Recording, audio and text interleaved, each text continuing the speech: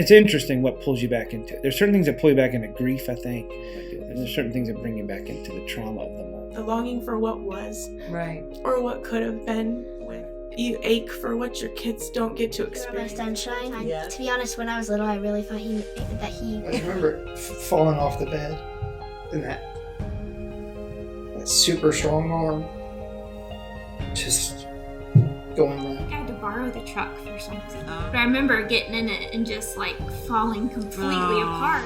I like to look up at the stars and just pray and tell God to give this message to. So in this interview today, I have my middle son, Justin. And if you have watched any of the My Grief videos, you know that I have been sharing the story of my husband's passing when he was 55 years old. And at that time frame, Justin, you would have been how old? Do you remember? 28. All right. So Justin lost his dad at 28 years old. One of the things I wanted to do was interview each one of my sons to show and talk about their perspective of grief, which is different than mine. But I want to start out and just say, Justin, how would you describe your dad? That's a loaded question. I guess the first thing that comes to mind, is legendary. I viewed him as just like the best dad possible. Good at everything. Could fix anything. Could break anything. I had a few of those stories too. Yeah, I'll get into, I think, his character traits and other questions, but yeah, he was. So it sounds like he was larger than life to you. That's what I was about to say, yeah. Your hero? Yeah. Okay. In every way. So what are some good characteristic traits that you remember about your dad? I think the one that sticks out the most right off the bat is probably loyalty. Loyalty to his family, to his church, to its members. Just unwavering. Like he wasn't going to be steered one way or the other. He was compassionate. Like he loved people deeply, and I get that from him as well. Yes, you do. Like if I was hurting, or if a church member was hurting, like he hurt with them, physically and like in a physical sick sort of way. Like when I deal with stress or grief, like it affects me mentally, but it also affects me physically, and we kind of process things in the same way. Bothered him the same way.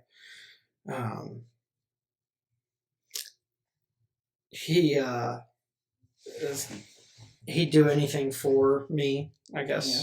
When I think back through the years, I remember when I started my career working a variety of night shifts. Like I would come home at either 3 a.m. or 6 a.m, and there would be a egg and cheese sandwich waiting on me. Like he'd get up, or I'd text him, I'm on the way home. I'm good, I'm on the way home. He'd respond back, I got a sandwich waiting on you. He would get up and just do things for people. Yes. And he did it for me, and those memories stick out. But then even in the days, leading up to his funeral, I found out so much more, like how much he had done that for other people too. Any bad character traits that drove you nuts?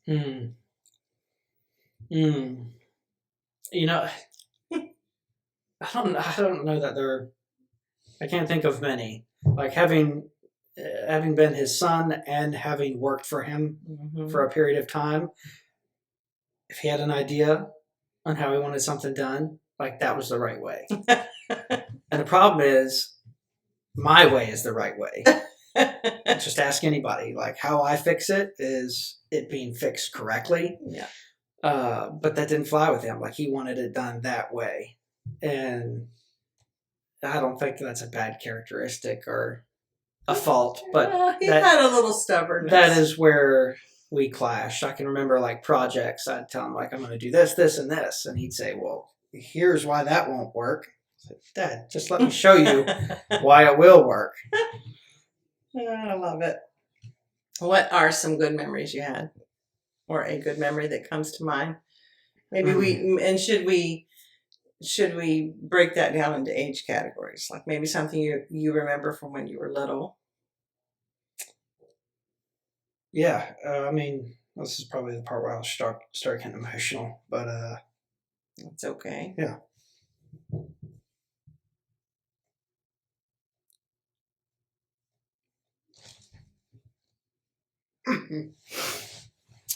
I just remember as a kid, like, I just wanted to be around him.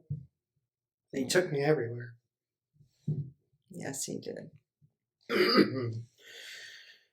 It's just like, I wanted to do everything with him, and he made that happen. If he was going to the dump, I'd go with him because I was with him, and so the dump was fun. If he was working on something, I'd be with him. So I have a lot of those memories. Riding a tractor with him while he's clearing snow or cutting grass. I can remember going on trips with him when he would speak at other churches. Like some of those things stand out where he made a conscious effort to do something with each one of us. Like we each got a trip where it was just us and him, and we went somewhere, and like he worked during it. He was going there for a reason, but he would also make it fun as well. And you do. I know that you do that with your boys now. You tend to just throw them in the car or the truck with you and take them to do whatever you're going to do. Yeah, it's more difficult than I realized at the time because they both want that individual time. Mm-hmm. It's hard to tell either one no, especially on this end of things. So I've got a lot of good childhood memories. Growing up, in the teenage years, he was invested in everything I was invested in. So if I was, woodworking lessons, he'd get up at whatever awful time that was in the morning that we left, and he'd take me by the gas station to get me a sandwich on the way and then drop me off and then pick me up a few hours later. If we were, there was times where I was having to finish a project on my own, and he was making phone calls. If there was something he didn't know, he was calling somebody who did. Mm-hmm. And if it was something he did know, then he was doing it with me. Instantly comes to mind, I don't know if you remember this, when I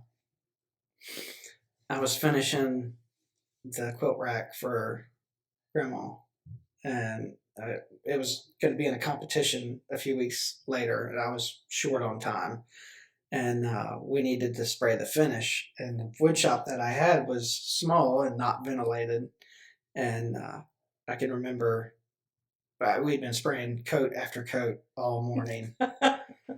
So by the time you came to check on us, yes, we were both leaned over the table laughing about things that really weren't that funny, and laughing at everything. Literally. I do remember that now.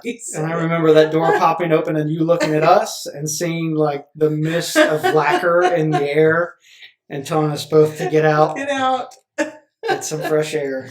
I forgot about that too. You brought that up. I love it. Yeah, soccer, basketball. Like he was invested in everything that we did. And then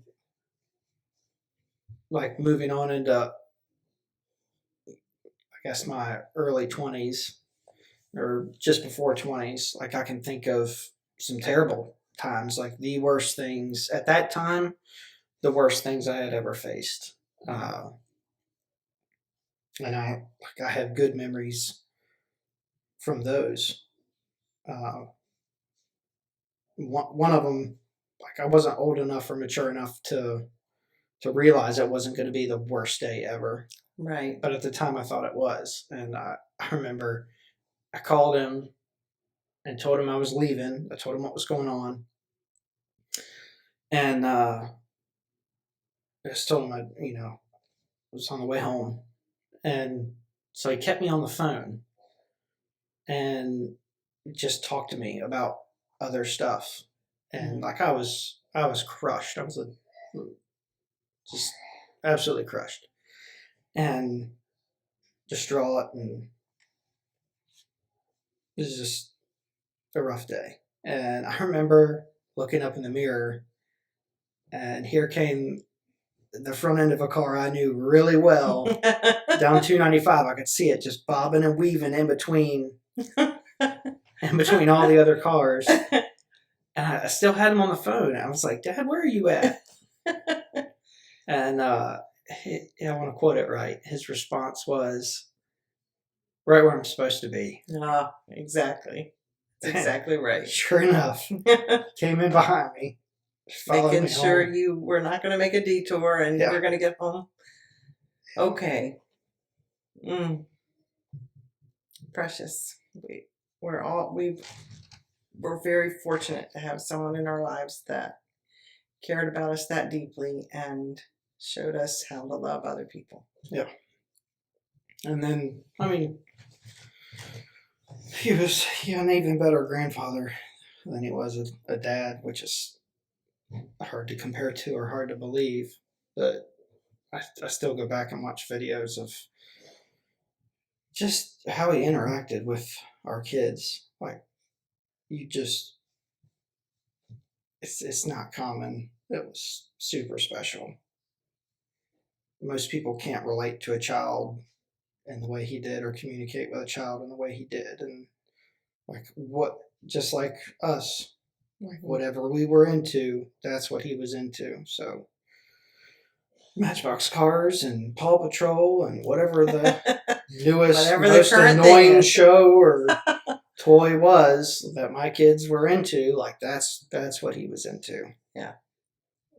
He did it. He did Grandpa even better than he did Dad. Well, hopefully we all do that as grandparents because we've had a little bit of time to learn some things. I don't know. So let's go to the serious topic of how did you feel, or describe for me what it was like for you when he passed away. So I knew, unfortunately, I knew it was coming, and there was really no other sign that it was coming. For the most part, it was very much a shock, but I just had a bad feeling for whatever reason, and I was weird as a kid. Like, I dreaded that. I remember crying at night, and I remember like asking him, like, are you going to die? And he would tell me, like, yeah, but it's going to be a long time from now, and here's why it's going to be okay. So I remember as a kid, like, death bothered me. What comes after bothered me, and I had questions and didn't understand. I still have questions and don't understand, but I really struggled with it as a child. So I dreaded that day because he was everything. As close as you could be. So as the years went on, like it started to scare me more. As I got older, realizing like I've only got so much time left, not knowing it would be even shorter than what I thought. Yeah. But the days leading up, I could tell he wasn't doing well. At the time, I had a job that was fairly flexible, and I was able to move things around. I had been at the house repairing things. I had been at Nana Pop's house fixing a few things. I had some appointments in town. We had just finished building our house.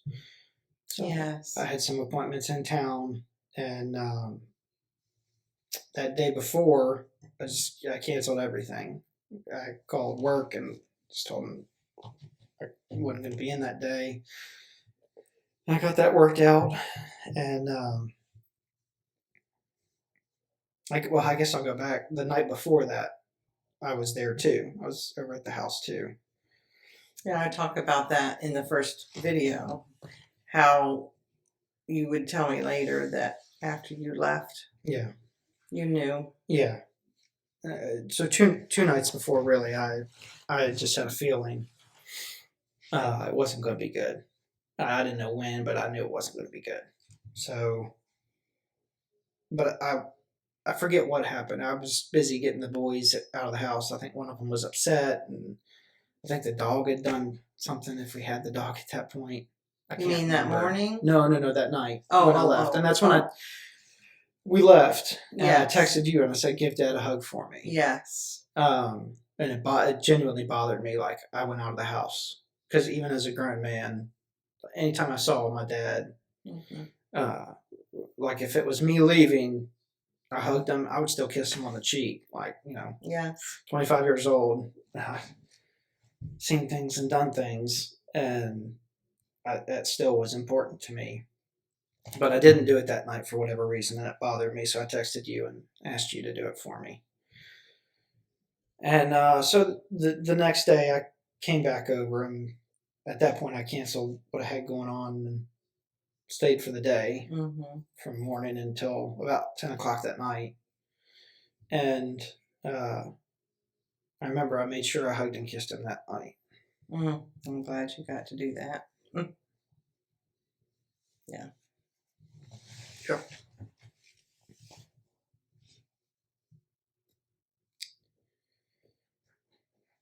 So then from there, I remember I hugged and kissed him that night, and that was, I still felt like something was not right. So I called James and John, my two brothers, and just said, "Hey, Dad's not doing great. If you haven't made it by there in the last day or two, you need to get by." And at the time, I wasn't thinking he was going to die the next day. I just knew he wasn't doing good. It had worn on him. He was frustrated. I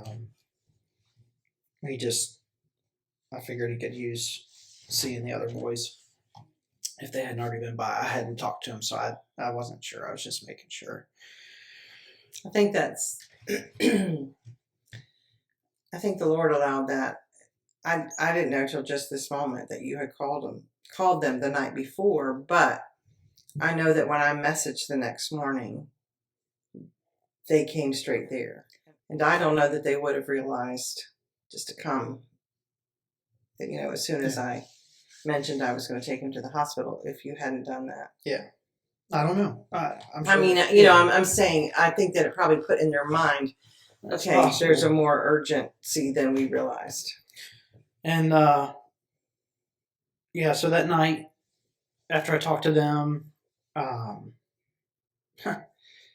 this part kind of sticks out because I kind of felt what was coming, and I was terrified of it. Where we built our house, the stars are super bright, and it was a cold night. I can remember that. It's a chilly night. I got the boys inside. They had both fallen asleep on the ride home, and Lauren was inside. I remember standing outside and looking up at the stars, just begging God not to do it.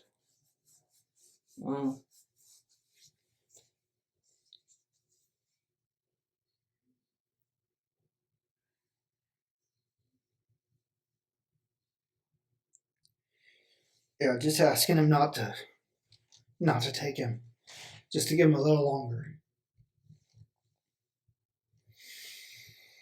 And later on, that would cause problems, because that was probably one of the most sincere prayers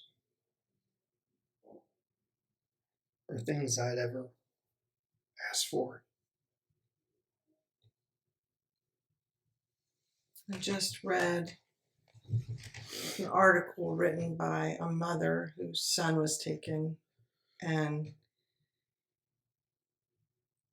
basically the article was saying that she felt like God had betrayed her because she prayed for the safety of and the watch care of her son. And yet she was still able to come back and say, you know, I know from God's word that he's faithful, and this was his plan to take him. But those are the real things we grapple with, is things like, you know, why did I really prayed that he wouldn't, you didn't answer my prayer that way. Yeah. And looking back, like, I don't even think I did it for selfish reasons. Like, I knew what it would do, like the hurt it would cause and the voids that would have to be filled. Like, I thought about all of those things, like, well, what happens next? So, yeah, I remember that specific prayer. And I didn't sleep a lot that night, so he and I texted into the night. And he was cracking jokes as always. You know, trying to make me feel better. You know, telling me to get some rest. And so the next day, I hadn't been up very long, and then I think you had sent a text just saying, we're going to go ahead and get him to the hospital. Mm-hmm. So I got up and around and made arrangements again for work, and was going to start that direction. And I think the first phone call was from James, and he said, get here quick. And I knew at that point, I knew what was going on. And this part's hard to talk about.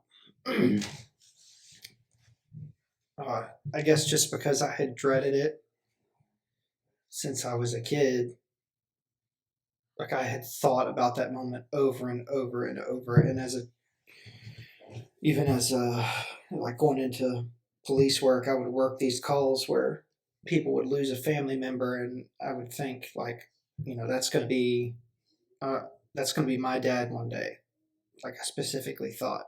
So I would struggle with that at scenes without any inclination that was going to happen. And in those moments, that all came back, and I just froze. Like, I knew what was coming, and I didn't want to be there for it. I didn't think I was strong enough to handle it. And I regret it. I struggle with it every time I think about it, but I don't know what that would have done, what place that would have put me in mentally to be there for. I don't know that that's something I could have carried. So I guess it works out for a reason. Yes, exactly. But I waited.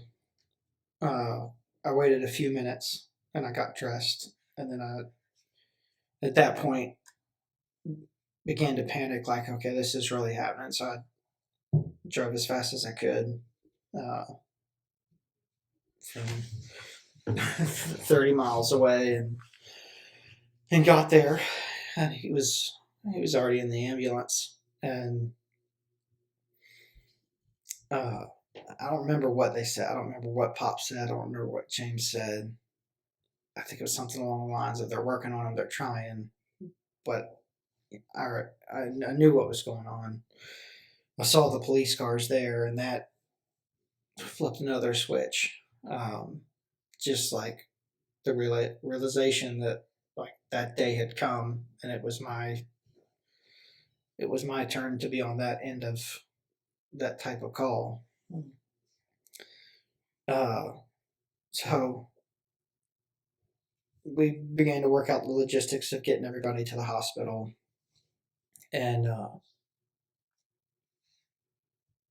I remember I put you in the car with me. Mm-hmm. Yeah. And we drove there, and I remember you're telling me to, well, drive safe. They told us just to get there. But I remember, like, they weren't driving lights and sirens. Like, they were just driving. Yeah. And I knew what that meant. So, like, in my head, I've already not processed, but it's already hit me, like, today's the day. So we got to the hospital. I remember going through the hospital doors, and the hospital clergy was standing there waiting. Yeah. And then they escorted us back to a small room, and he did what he's trying to do. He told us they were doing the best they could, and they would update us. And so after the clergy had left, we were briefly in the room together.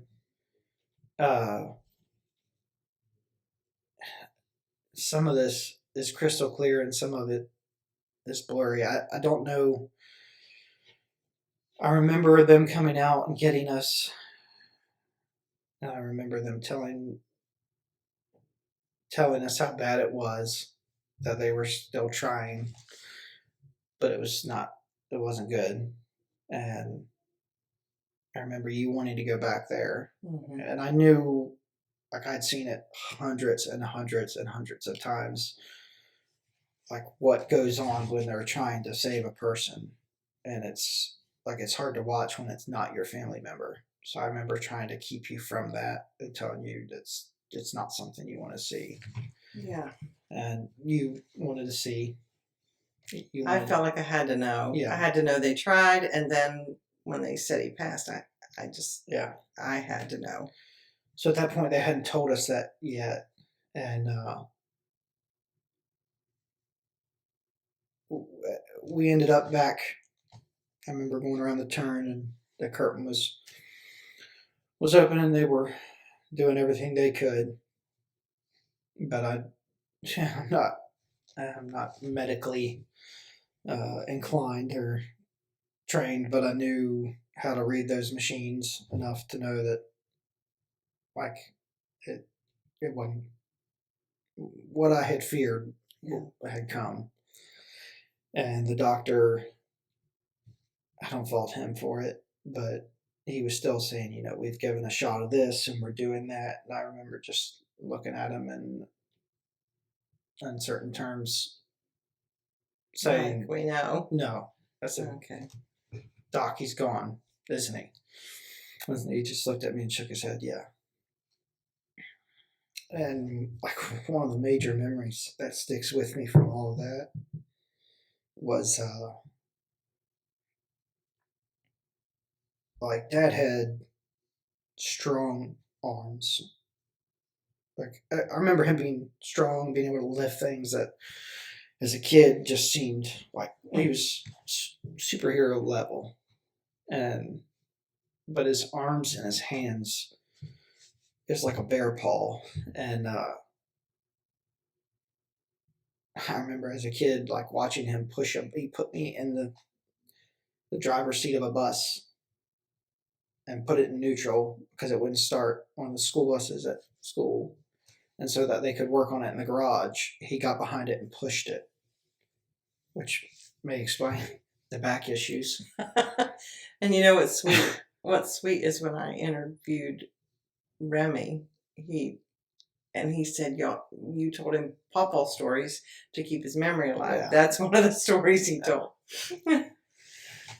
But anyway, I distinctly remember his hand, just the way he was laid on the bed. Both arms were on the hospital bed, and it felt like it was all in the same moment. But I remember watching his hand go from, and I know he was already gone, but it was just like that final moment. I don't know how to explain it.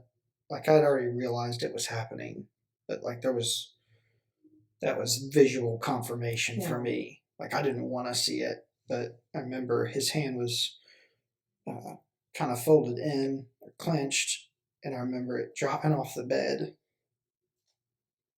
Yeah.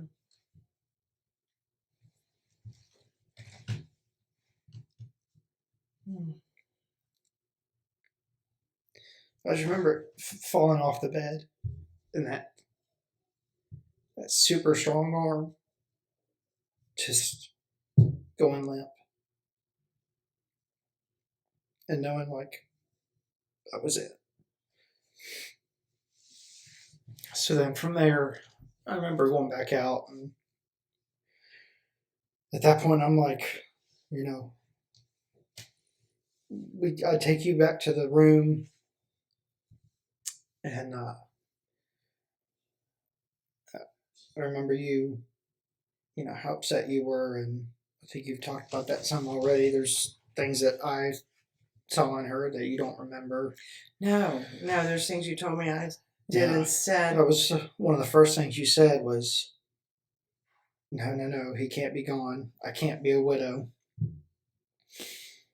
And just like the screams, I remember there was nothing I could do to fix it. Like there was nothing I could do to help, nothing I could do to fix it. And at that point, Nana Pop had arrived, and I caught Pop in the hallway, and it was about the same time as James was getting there. I just remember looking at James and shaking my head, and he knew what it meant. So he grabbed Pop, and we all ended up in the room. Pop immediately came to you to do what he could, and I think James and I went to turn back around to grab John as he was coming in. He didn't come in long after that. In my mind, it all happened about the same time. So, yeah, and that's where it starts to get blurry. I don't know why. Like, there's parts of it I can remember crystal clear, and then there's large amounts of time I don't remember. Like, I remember calling Lauren and telling her get the kids and get to the hospital, that he was gone. And I called my sergeant, and who I was pretty close with as well, and told him, just kind of out of panic. And Lauren showed up with the boys. I remember telling them on the hospital porch what had happened, and I just remember being crushed, and Remy and his just, you know, childlike faith. You know, I told him, Papa's gone. Papa is not here anymore. He's gone to heaven, and that's hard to explain to a 4-year-old. Yeah. In that way. So as I'm just bawling my eyes out and crushed, he just looks up at me and says, "But he's in heaven." Yeah. Like, it's that simple. It's okay. What's the problem?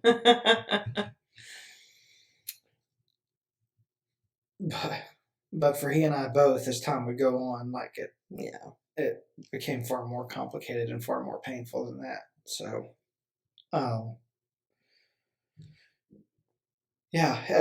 moving on from there, I don't remember much. I think some of that is shock, because like you said, there were things you told me. I was afraid.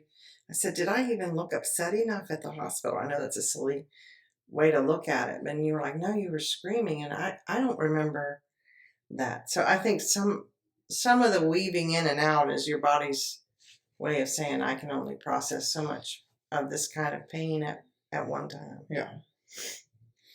I remember in the days to follow, like, just not doing anything other than existing. People brought things. People started showing up. I didn't have anything to say. Didn't want to go anywhere. Didn't want to do anything. Didn't want to be there. Didn't want to be anywhere else. For some weeks after that, I don't remember much. Lauren just took care of everything. Yeah, she did. Like, I curled up in a ball and stopped doing everything, and she picked up. Very thankful for my daughters in love.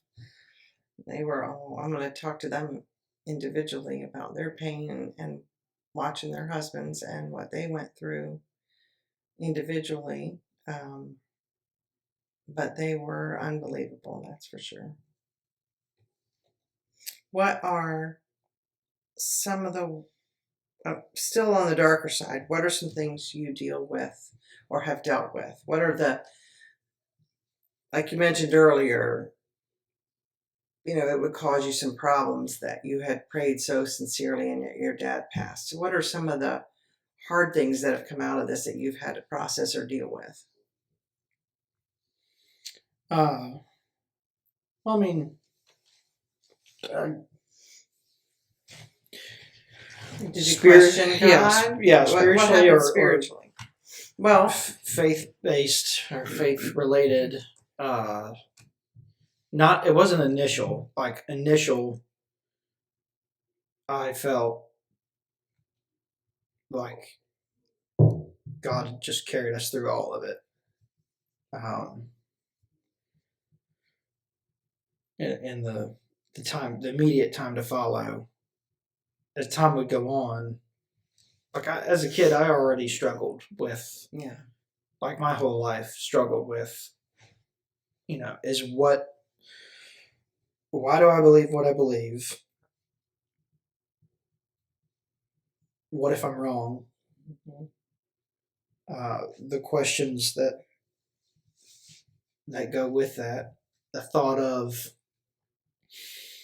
eternity and like how vast that is and incomprehensible that amount of time is. That's not even measurable. Like it just terrified me. Like it kept me awake at night. And so I struggled with that. I struggled with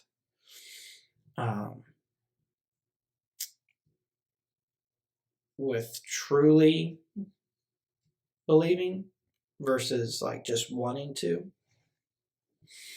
So that was already a recurring theme throughout childhood and early adulthood. And at that point, I knew what I believed and I went through the motions, but there was a large span of time where I questioned everything. I questioned, literally everything. Everything from what if I'm wrong? Like how terrible would that be if we are wrong? And this is it. Now he's just gone. And you would never see him again. Yeah. And there's nothing. So in that aspect, I didn't want to, I wanted to be right. I wanted to, be fully invested and believe, but still struggled to question, deep questions came up on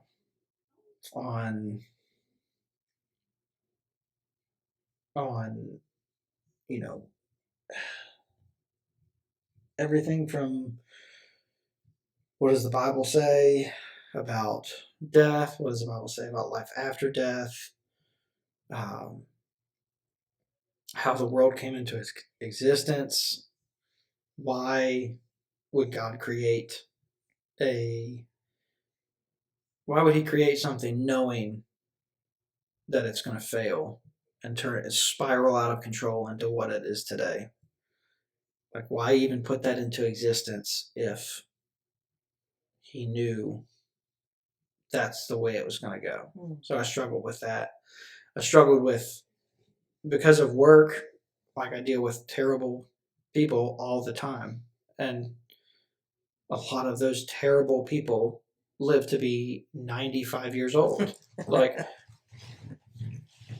They're alcoholics, crackheads, they wander the street, they live the wildest lifestyle possible and live to 95. Yeah. But here's my dad who had his faults, but did not live that way. Right. And he's gone at 50, and religion aside, faith aside, was a good person.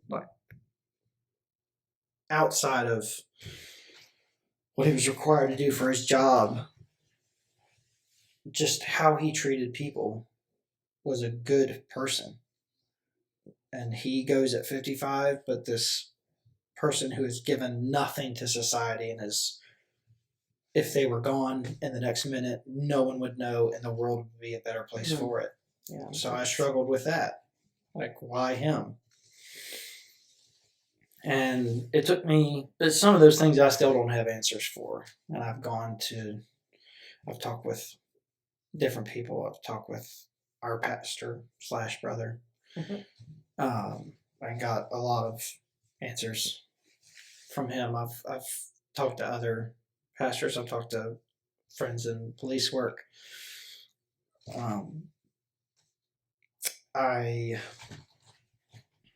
Some of those things I still don't have an answer for, but I'm in a much better place than I was. Good.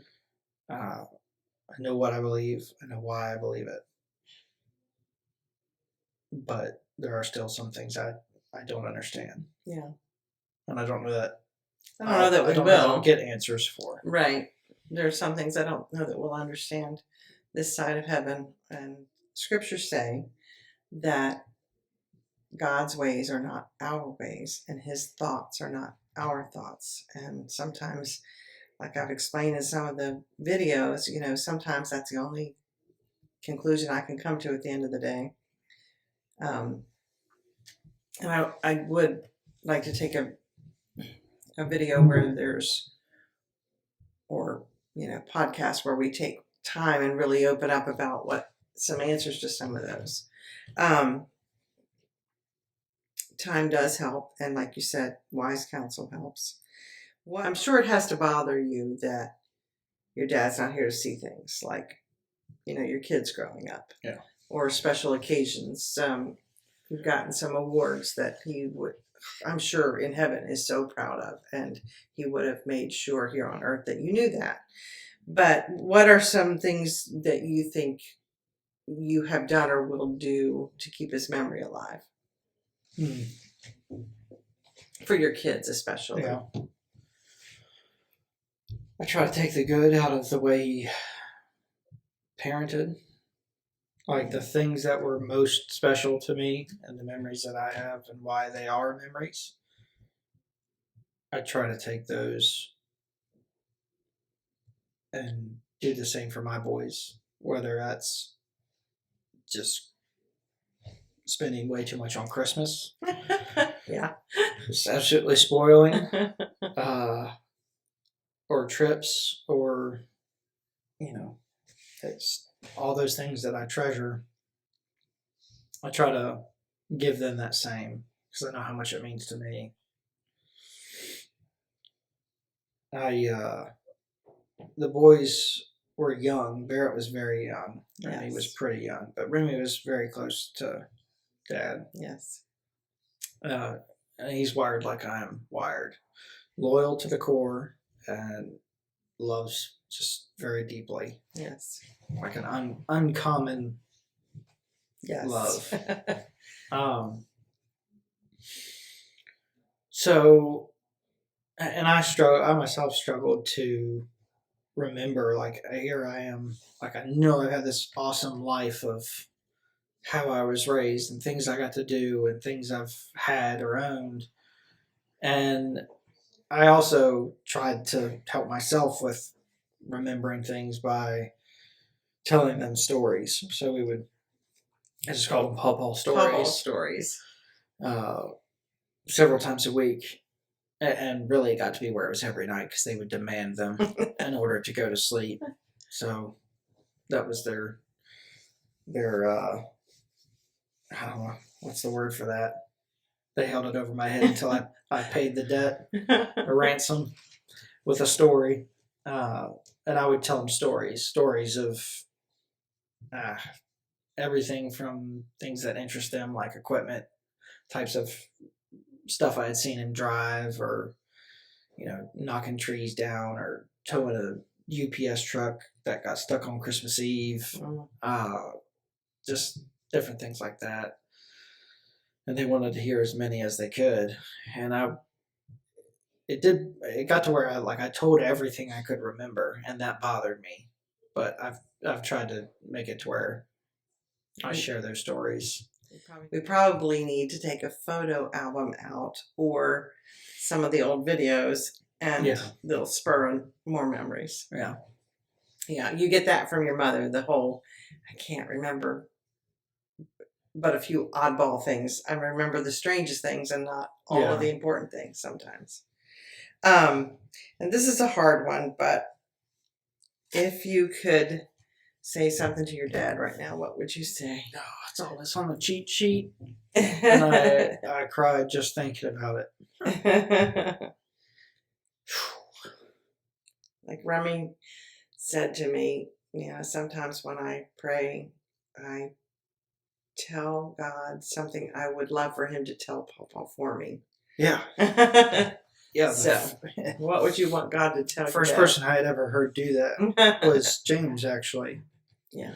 I just remember him genuinely saying, like, I don't know if it works this way. Yeah. But if it does.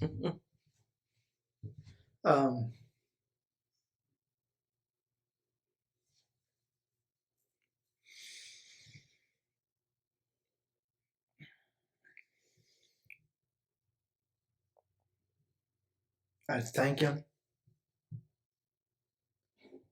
because of what he did and what he invested in me. I get compliments or friends and family.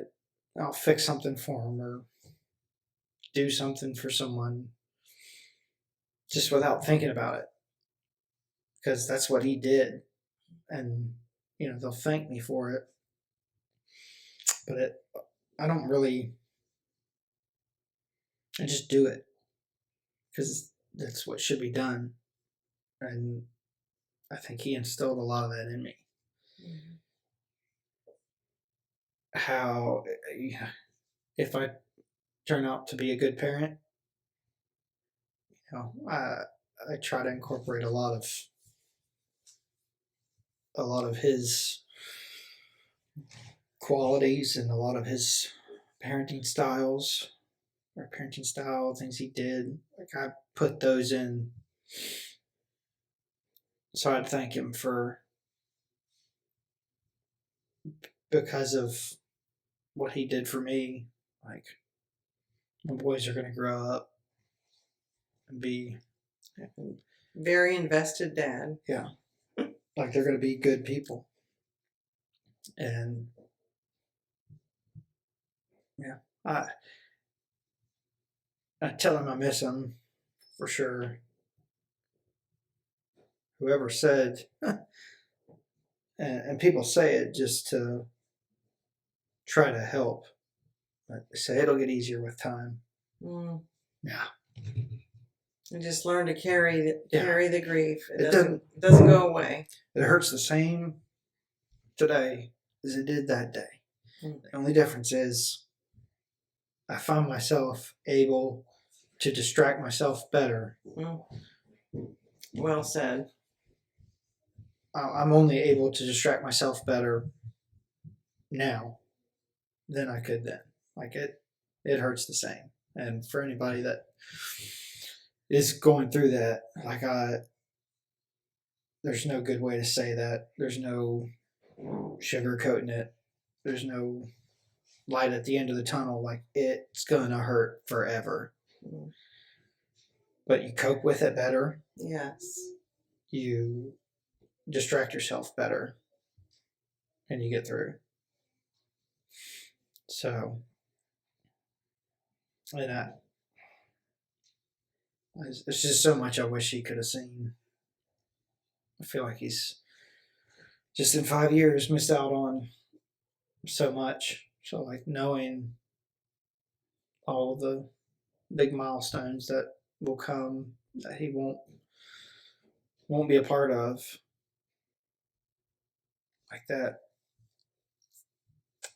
probably hurts the worst. Yeah, and I hate that he's not a part of it, although, I let myself dream about it, and I guess once we go to heaven, it really probably won't matter or be that important, but I let myself dream about that on earth in the sense that maybe they can see. So excuse me. Yeah, I hope Maybe they so. can see some of what's going on, or maybe some of the milestones there. They get a glimpse of them, and that's probably just more for my finite mind on earth. But you don't know. I know that there are some scripture verses that talk about what's happening on earth being seen from heaven, so it's possible. It's possible, but yes, there's still that hole because he's not physically here for us to see his reaction or view him seeing any of those things. So back to what you would say to him, basically thank him for investing in you. And until I had kids, like, I knew how good of a parent he was, and I thought I knew how good of a person he was, but I until I start raising my own and get to the age I'm at, then I realize like what it took, the level of effort that goes into to what he did for us. To being a good parent. Yeah. And so one thing people could be encouraged with is if you're making the effort and you're trying, that here's living proof that it makes a difference and that it matters, and that children do grow up and become who they are because of what you put into them. And that's what I guess I would say. And that I've done pretty well not crying too much, but I'll probably cry saying this. Of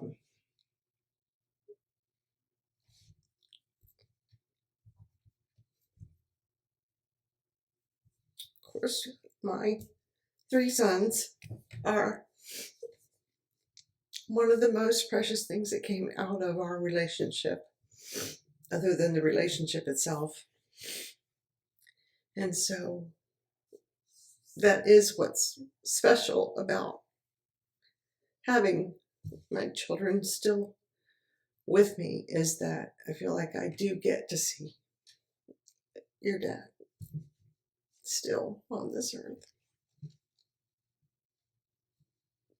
So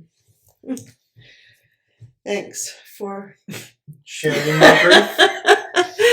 Speaking your grief, that's what it's called. For sharing your heart. I know this was not easy, but I think there are people out there, sons and others who, daughters, whatever, will listen and hopefully just feel like, okay, yeah, I'm not crazy. This is what it's really like, and just be encouraged by what you said. I love you. Love you too.